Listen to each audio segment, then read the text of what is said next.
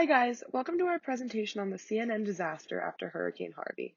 This is an ethical problem that we will be debating, so as we go into this, please set your mind into that frame of reference.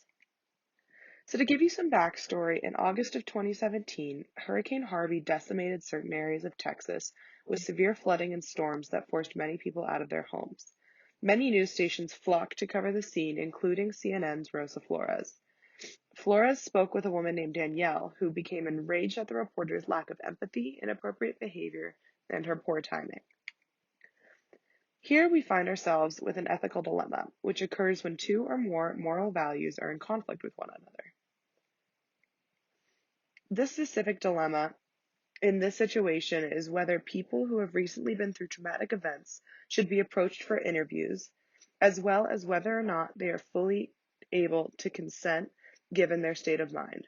Where does the priority fall? On reporting to the people or respecting the survivors?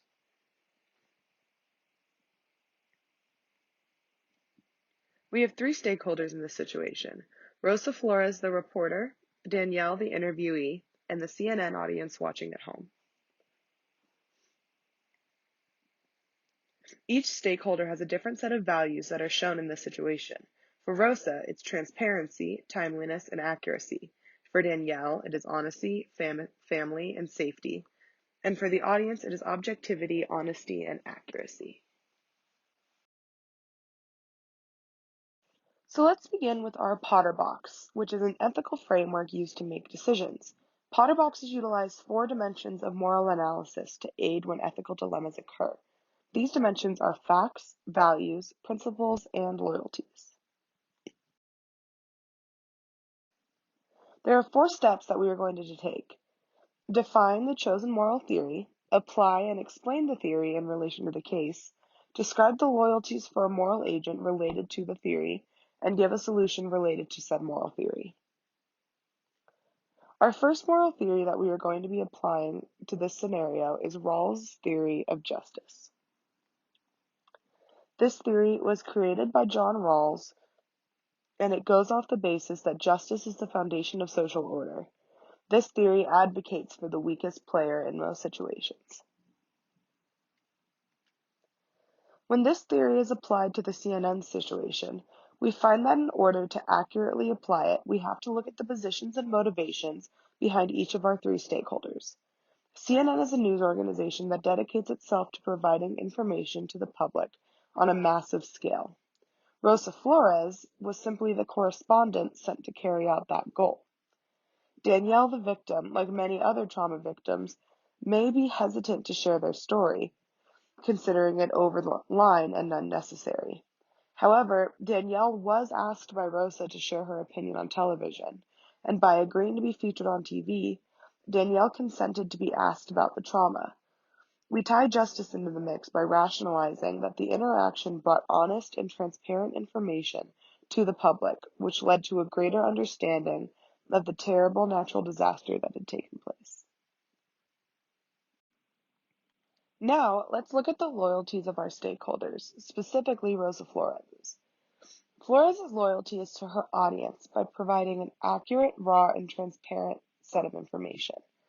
Regardless of if Danielle disapproves of the interview or not, her candid reaction helps to show a new perspective to the audience Rosa serves. This unedited and honest clip of an event dismisses what the greater good would be in an effort to show what is fair and honest through the eyes of the theory of justice. Our solution when applying this theory answers the question, should a reporter interview victims on the site at a rescue shelter? We concluded that interviews should be held at rescue centers, but it would be ideal to inform the audience that the victims that they are seeing on TV volunteered to share their story. This way, the viewers will be aware of everything that is happening on camera, keeping the interaction completely transparent as well as consensual. We decided interviewees are well within their rights to express their true feelings and thoughts on camera, but the audience should know that they willingly do so. When applying this solution to the case, all parties are treated justly and act accordingly. Next, we're going to move on to our second moral theory, deontology. Deontology is defined as absolute truth and universal rules where consequences are irrelevant and only the act matters. There's absolutely no gray area when it comes to deontology. When we look to apply this theory, we realize that Rosa Flores has the means to follow out the requirements of her employer CNN to interview those affected by Hurricane Harvey. Rosa was simply following the rules to inform the viewers of the aftermath and the reactions in the affected area. Danielle's negative reaction and the consequences that follow did not matter according to deontology because Flores was just doing her job at the time. If Rosa Flores' intent was to report the news and not use Danielle's story as a means to an end for a different outcome such as higher views or a more interesting story, then she was not violating the moral theory of deontology. In this situation, Flores' loyalty is to deliver a credible report about the current happenings to her employer CNN. The act of finishing the job or interviewing victims is the most important thing. Danielle's outburst does not matter in the eyes of deontology because it is a consequence, not the act itself. So again, when posed with the question, should news outlets wait before interviewing victims of traumatic events, we concluded that when a person is going through something like a hurricane or a natural disaster, their thinking could be unclear and their testimony might not be as credible or honest as a person who has had time to process what had happened to them. As it's the news outlet's main goal to be truthful and honest, a more level-headed interviewee would accomplish that better. When looking at this dilemma, we do also have a couple potential legal issues that could pop up. In order to examine those, we apply legal tests. And legal tests are commonly applied methods of evaluation used to resolve matters of jurisprudence. This case does have the potential to cross a few legal lines. The question is, was Danielle mentally able to give valid consent? Even though Danielle volunteered to share her story, it could be possible that her explicit consent wasn't valid due to her recently lived traumatic experience. This issue deals with the ability to give valid consent and protect people's privacy. Here we have an example of a consent form filled out by those interviewed on television, giving permission for news groups to distribute their interview. So the legal test asks the question, was Danielle's consent valid?